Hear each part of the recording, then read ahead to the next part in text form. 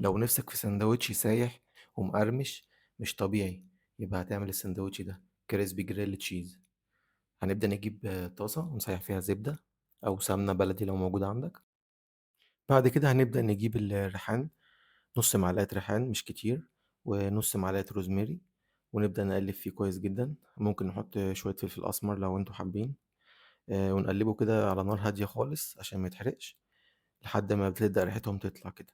بعد كده هنبدأ نبشر الجبنة بتاعتنا، أي نوع جبنة انتوا بتحبوه. أنا هنا حاطط تشيدر وتركي، النوع اللي انتوا تحبوه وتفضلوه تحطوه، يعني مش ممكن نوع واحد زي ما تحبوا يعني براحتكم.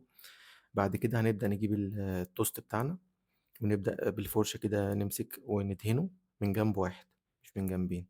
ندهنه كويس جدا لحد ما يشرب كده الزبدة بتاعتنا بالتوابل، وندهنه كويس جدا الاتنين. واهم حاجة بس نجيب الطاسة نحطها على النار، وتبقى النار واطية خالص. هو هياخد لمدة من دقيقتين لثلاث دقايق على النار بالظبط.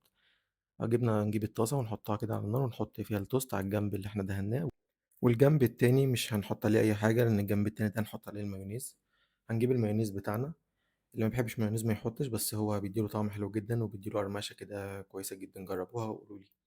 هنحط المايونيز ونوزعه كويس جدا على الساندوتش على الجنبين لحد ما يتحمص من تحت. أهم حاجة النار تكون واطية متبقاش عالية عشان ما يتحرقش.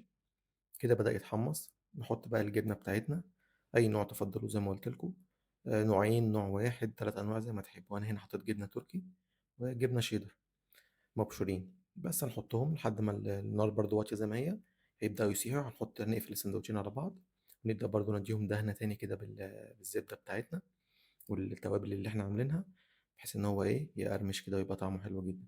ويبدأ بقى نحطه زي ما هو كده على النار، نقلب فيه شمال ويمين كل ايه 3 4 5 ثواني كده بالظبط، نقلبه على الجنب التاني.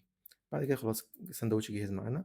نطلعه بقى بالهنا والشفا. ينفع في اللانش بوكس للأطفال، ينفع فطار، ينفع عشاء، ليه كذا طريقة. جربوه وقولوا لي ايه رأيكم.